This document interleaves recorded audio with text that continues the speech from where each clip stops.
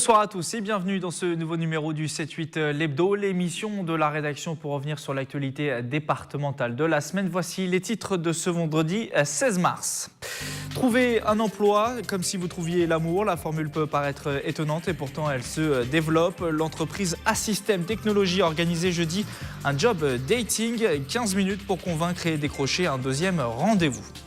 Eux espèrent trouver l'orientation parfaite. 870 000 étudiants ont rempli leurs vœux sur la plateforme Parcoursup pour leurs études supérieures. Ils ont désormais jusqu'au 31 mars pour finaliser leur dossier, CV, lettre de motivation. Laurence Cousin, la directrice d'Yvelines Information Jeunesse, vous donnera tous les conseils nécessaires en plateau. Dans le reste de l'actualité, retour sur la 6e édition de la semaine de la persévérance dans les écoles scolaires yvelinoises ou encore la CGT Yvelines qui a organisé son 20e congrès cette semaine au Mureau. La société d'ingénierie Assystem Technologies basée à Montigny-le-Bretonneux organisait donc jeudi soir un job dating inspiré du concept des speed dating. L'événement se voulait forcément convivial. Pour développer son activité, l'entreprise a besoin de recruter 2000 nouveaux salariés sur toute la France. Reportage d'Aurélie Ronze. C'est parti pour 15 minutes d'entretien. En tout, 40 candidats vont tenter de mettre en avant leurs atouts pour rejoindre Assystem Technologies. La société d'ingénierie basée notamment à Montigny-le-Bretonneux est spécialisée dans le placement de consultants chez des clients industriels. 600 postes sont à pourvoir en Île-de-France. Tous les profils sont les bienvenus. Moi, je suis très friande des parcours atypiques, donc je dirais que c'est très ouvert là-dessus. La seule chose, c'est d'avoir envie de travailler dans l'ingénierie, d'avoir envie de travailler sur des projets porteurs d'innovation et effectivement d'avoir travaillé dans le milieu effectivement technique, puisque c'est essentiellement des projets techniques. La société est présente dans 25 pays et recherche notamment des candidats dans l'ingénierie système, l'électronique ou encore le software. 15 minutes plus tard, Ashraf sort de son entretien. C'était à l'aise. C'était plus un entretien pour se présenter, de présentation, beaucoup plus qu'un entretien technique qui demande plus de réflexion. Si leur profil correspond, les candidats seront recontactés dans quelques jours. Ce n'est pas la première fois que la société organise un job dating. Hamza a été recruté dans ce cadre en octobre dernier. Ça permet de créer une certaine convivialité initiale entre le candidat et les effectifs de l'entreprise. Et donc ça met plus le candidat, enfin en tout cas moi je l'ai vécu comme ça met plus le candidat en confiance. Objectif de la société Assystem Technologies d'ici le mois de juin, recruter 2000 ingénieurs et techniciens sur toute la France. En bref, attention, si vous empruntez la ligne C du RER ce week-end, la circulation est interrompue entre Versailles et la station Champ de Mars à Paris pour raison de travaux de sécurisation. Plus de précisions sur le site internet transilien.com. Synonyme d'angoisse et d'inconnu pour certains, réforme nécessaire et positive pour d'autres. Un peu moins de 900 000 jeunes ont formulé leurs vœux sur la nouvelle plateforme Parcoursup. Le ministère de l'Enseignement supérieur a dévoilé les chiffres en milieu de semaine. La date limite pour formuler ses vœux est donc passée. Celle pour compléter son dossier, lettre de motivation et autres court jusqu'au 31 mars. Pour en parler avec nous en plateau, Laurence Cousin, bonsoir. Bonjour. Vous êtes la directrice d'Yvelines Information Jeunesse. Je le disais, la période des vœux est terminée sur Parcoursup. C'était le 13 mars dernier. Jusqu'au 13 mars, Exactement. 23 h. Est-ce que cette première phase s'est passée, on va dire, calmement, ou alors est-ce que vous, en tant que professionnel, vous avez senti un peu de tension, un peu de panique de la part des étudiants et puis aussi des parents ? Alors c'est vrai, comme tout nouveau dispositif, il y a toujours des angoisses de certains. Après, APB, pour certains, c'était aussi compliqué. Donc après, voilà, l'idée, c'est d'améliorer le système. C'est vrai qu'il y a pas mal de choses qui ont été mises en place. Ouais. Il y a une plateforme, il y a une application, il y a un numéro vert. En général, ils ont été déjà accompagnés au sein de leur établissement scolaire, accompagnés par les CIO. Donc l'idée, c'est ça, c'est surtout de ne pas rester seul et d'être accompagné par des professionnels pour être conseillés au mieux et avoir fait donc ses choix au plus près de ses motivations. Justement, est-ce que les professionnels, eux aussi, ont dû s'adapter, s'informer, puisque la réforme a été dévoilée sur le tard? Est-ce que pour vous aussi, ça a été peut-être compliqué pour les professionnels eux-mêmes ? Complètement, vous parce êtes. que nous, on n'est pas sur le direct. Donc, c'est les CIO qui ont été informés, effectivement, Ouais. les professionnels, les psychologues de l'éducation nationale qui ont été informés en priorité.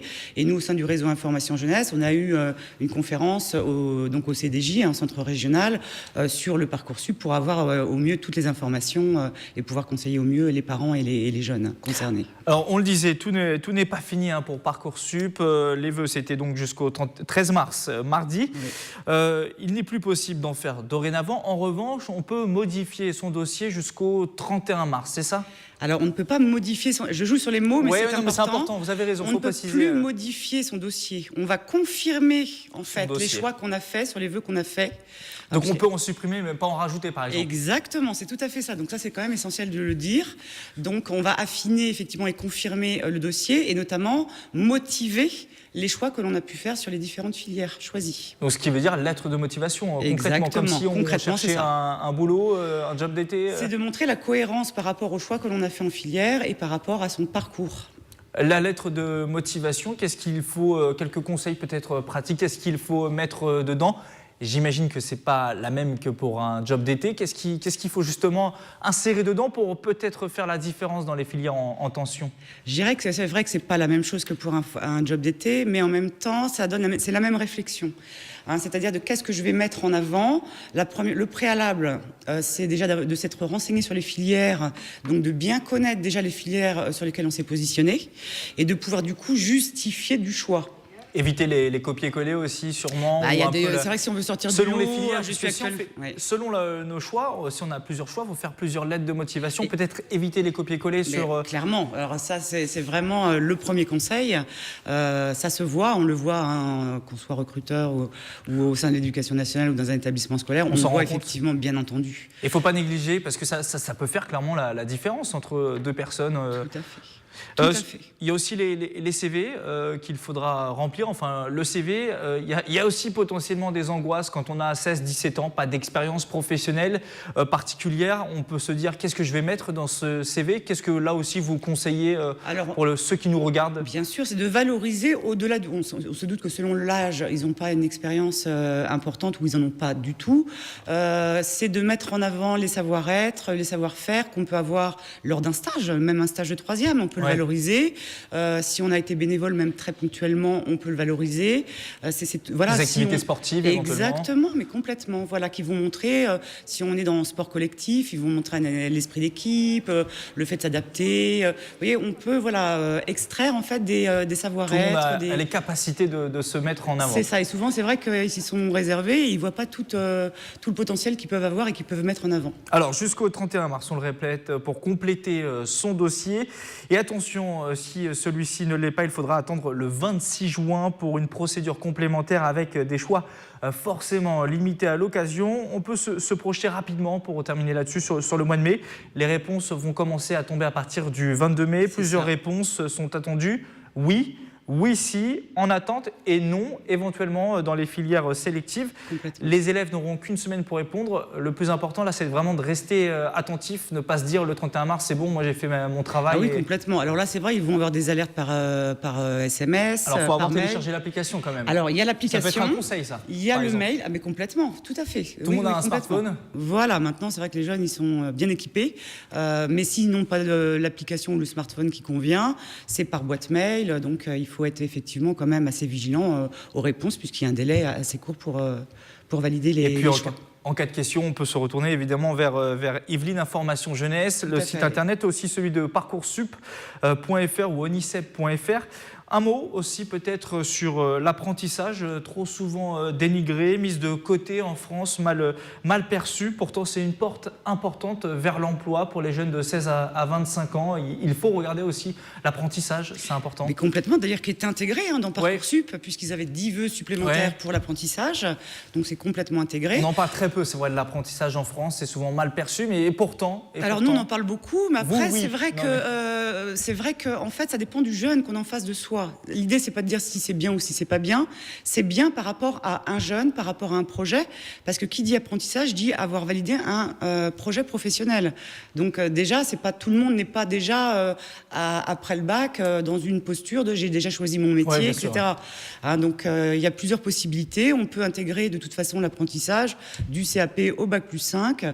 Donc on peut l'intégrer à tout moment du parcours. Et ne pas avoir peur éventuellement de se tromper, ça arrive à tout le monde. Exactement. De parcours d'études.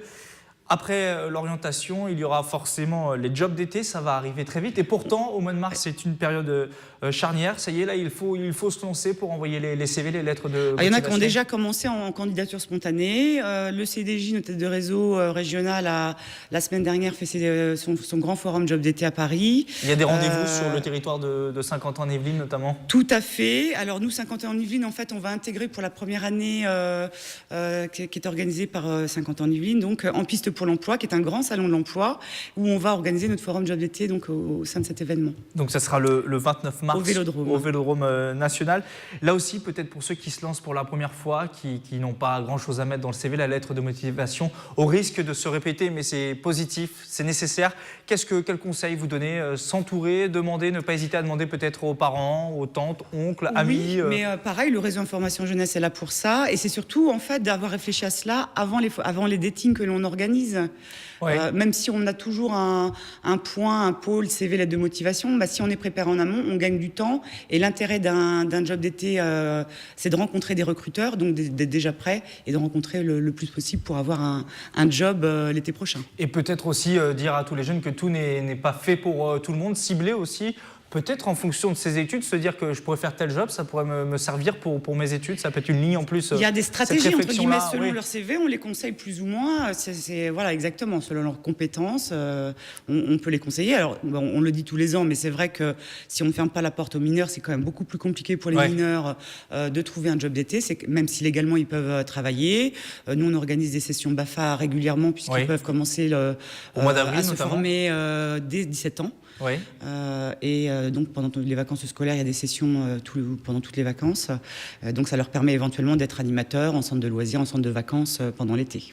Et puis une nouvelle fois, pour avoir toutes les informations nécessaires, on peut se rendre sur le site yij78.org pour prendre un rendez-vous éventuellement et puis se renseigner aussi. On n'a pas forcément le temps d'en parler, mais le service civique, le bénévolat, les études à l'étranger, on trouve toutes ces informations sur votre site internet. Tout à fait. Merci Laurence Cousin d'être venue en plateau et puis bon week-end à vous. Vous aussi. On passe désormais au résumé de l'actualité de la semaine.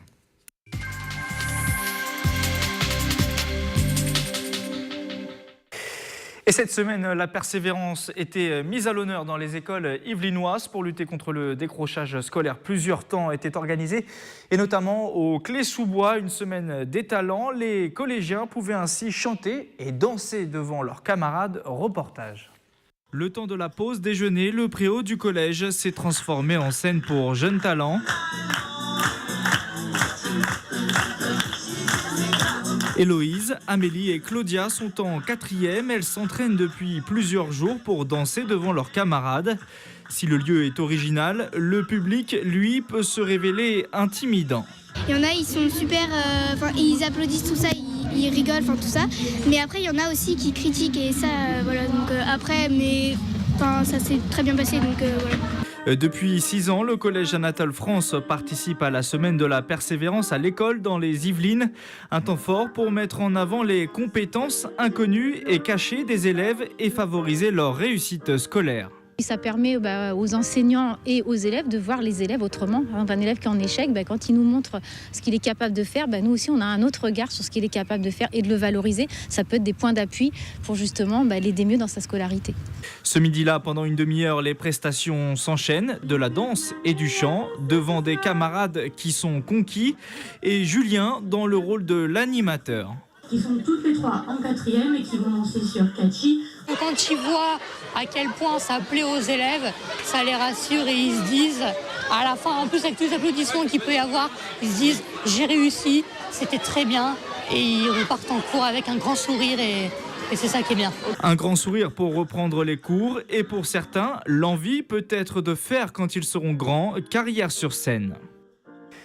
Et on referme cette page dédiée à l'éducation avec la réforme des rythmes scolaires. Vous le savez sûrement, le gouvernement laisse désormais le choix aux communes à rester à la semaine de 4 jours et demi ou revenir à celle de 4 jours. Si beaucoup de villes ont déjà opté pour l'une ou l'autre des formules, la commune de Trappes, elle, veut un entre-deux, maintenir les 4 jours et demi dans les écoles primaires, mais proposer une semaine de 4 jours en maternelle. La ville a fait une demande de dérogation à l'éducation nationale en ce sens. Solution avancée pour faciliter l'organisation des parents, mais aussi pallier l'état de fatigue des enfants en maternelle. Une volonté qui ne fait pas l'unanimité. Des associations de parents d'élèves s'y opposent et un collectif de 109 enseignants a envoyé un courrier justement au ministre de l'Éducation nationale. Journée de grève jeudi. En plus des retraités, les personnels des EHPAD, les établissements d'hébergement pour personnes âgées dépendantes étaient dans la rue. Ils protestent contre une réforme du financement de leurs établissements et réclament plus de moyens financiers et humains. Le manque de personnel réduit, selon les syndicats, l'efficacité du travail au sein des EHPAD. Écoutez à ce propos Christophe Salomon de la CFDT Santé Sociaux des Yvelines, interrogé par téléphone par Mélanie Poquet jeudi. On a un turnover très important du personnel dû au fait qu'ils ne réussissent pas à remplir leurs tâches comme ils le voudraient. Il faut savoir que dans les EHPAD, ils peuvent avoir jusqu'à 14 toilettes à faire pendant la matinée. On arrive toujours à la fin à ce que toutes les personnes aient eu une toilette. Maintenant, il faut voir ce que nous, on appelle une toilette dans ces cas-là, quoi. Et parmi les organisations qui défilaient jeudi, la CGT, le syndicat qui organisait localement son 20e congrès au Mureau. Près de 200 délégués syndicaux étaient présents pour l'occasion sur les 3 jours de réunion. Au programme, la situation syndicale dans les Yvelines, mais aussi les mobilisations à venir avec un invité spécial, le secrétaire général de la CGT, Philippe Martinez. Nicolas Dandry était sur place mardi. L'heure est au bilan de l'année 2017 pour la CGT des Yvelines. Environ 150 délégués syndicaux ont échangé sur les manifestations estivales contre les ordonnances réformant le droit du travail. Des mobilisations qui n'ont pas touché le projet du gouvernement.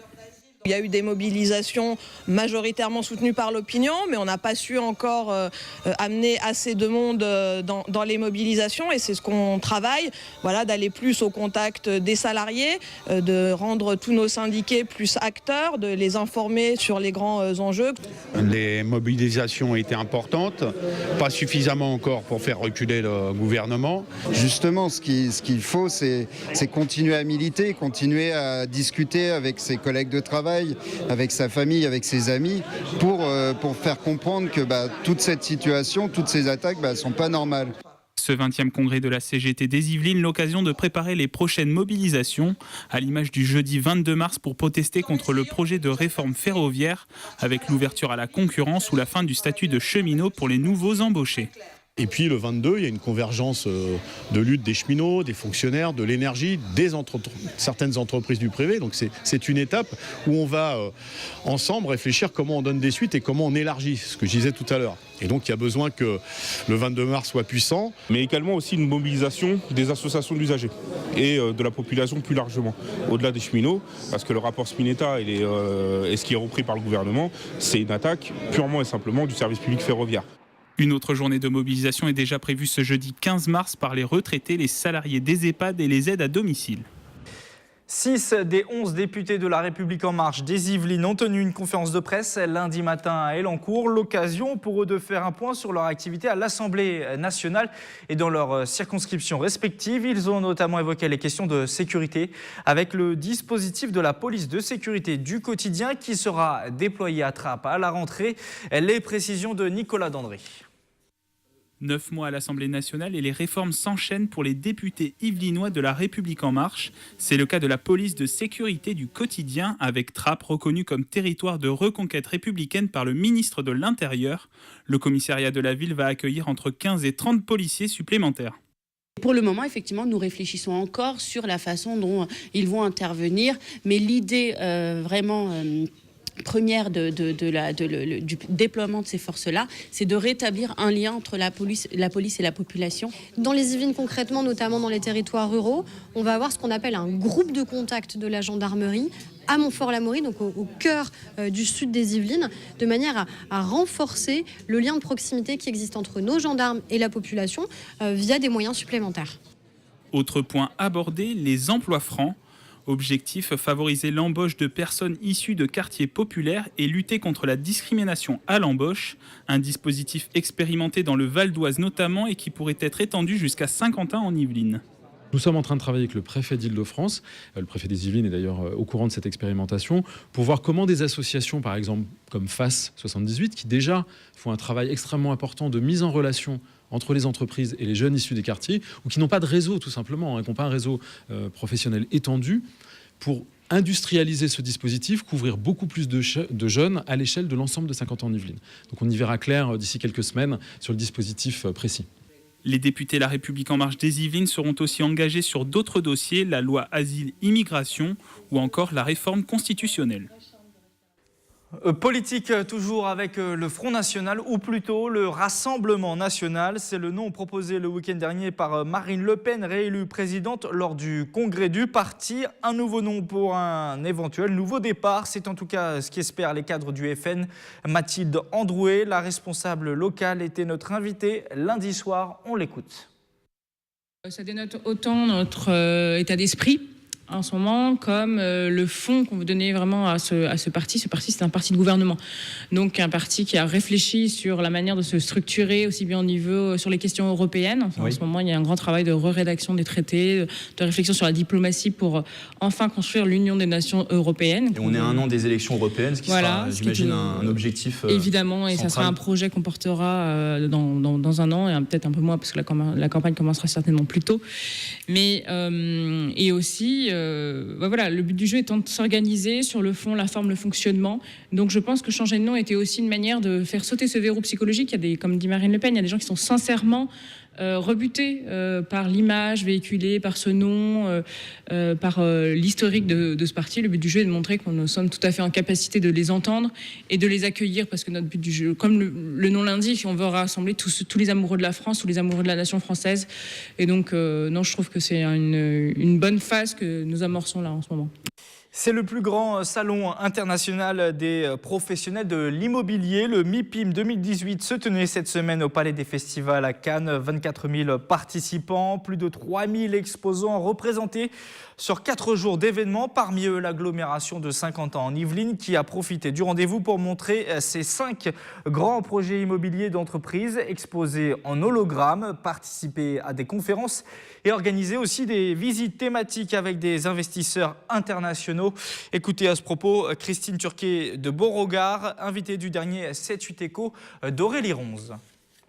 Nous avons la chance donc de pouvoir mettre en avant à la fois les grands projets d'aménagement, l'offre de bureaux, l'offre immobilier d'entreprise, comme vous venez de le dire dans votre reportage, et surtout nous bénéficions cette année d'une visibilité internationale avec à la fois la Ryder Cup, donc compétition de golf en octobre, mais également les Jeux Olympiques et Paralympiques en 2024.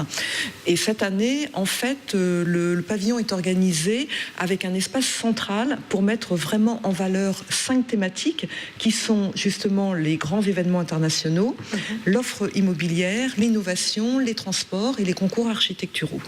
Des chiffres inquiétants pour la sécurité des seniors également dans l'actualité cette semaine. En 2016, 500 personnes de plus de 75 ans sont décédées dans un accident de la route en tant que conducteur ou passager. À pied aussi, les risques existent pour les seniors. Un piéton tué sur 2 à plus de 65 ans. Pour tenter de lutter contre cette tendance, à Magny-les-Hameaux, un atelier s'est tenu jeudi pour permettre aux seniors, c'était mercredi, excusez-moi, pour permettre aux seniors de réviser leur code de la route et d'être conseillés sur les bons réflexes à adopter au volant. Un reportage de Mélanie Poquet, Patrick Jacques de Dixmude et Quentin Lefrère. Pour cette Magnicoise, la voiture est indispensable, mais après plus de 40 ans de conduite, elle sait que ses connaissances ne sont plus les mêmes. J'ai passé mon code en 1971 et donc je pense qu'il y a une très nette évolution Et je voudrais me remettre au goût du jour parce que je roule quand même pas mal. Et puis je pense qu'on en a besoin, passé un certain âge, de se remettre en question et de voir qu'est-ce qui nous reste. Une remise au goût du jour à l'hôtel de ville. Manille-les-Hameaux organise un atelier code de la route à destination des seniors au programme des rappels et les nouvelles réglementations de 2015 et 2018. C'était aussi une demande de la police municipale, voilà, force de patrouiller, les constatations d'infractions. On s'aperçoit aussi que les règles de base sont complètement oubliées ou on s'en fout carrément. D'habitude, les ateliers qu'on arrive à avoir, c'est 20-30 personnes, exceptionnellement, et là on est à plus de 50 personnes. Donc c'est vraiment une réelle demande des seniors. Okay. Et la plupart conduisent en plus, ceux qui sont là. En France, 17% de la population a plus de 65 ans, une catégorie d'âge surreprésentée dans les chiffres de la sécurité routière. C'est la fin de ce 7-8 l'hebdo. Une information concernant les transports pour ce week-end. La ligne C du RER sera fortement perturbée et même interrompue entre la gare de Versailles-Rive-Gauche et la station Champ-de-Mars à Paris pour des travaux de sécurisation. Plus de précisions sur transilien.com. Retour de l'actualité en direct lundi à 18h sur l'antenne de TV78. D'ici là, restez connectés et informés grâce à nos réseaux sociaux. TV78, bon week-end à tous et à la semaine prochaine.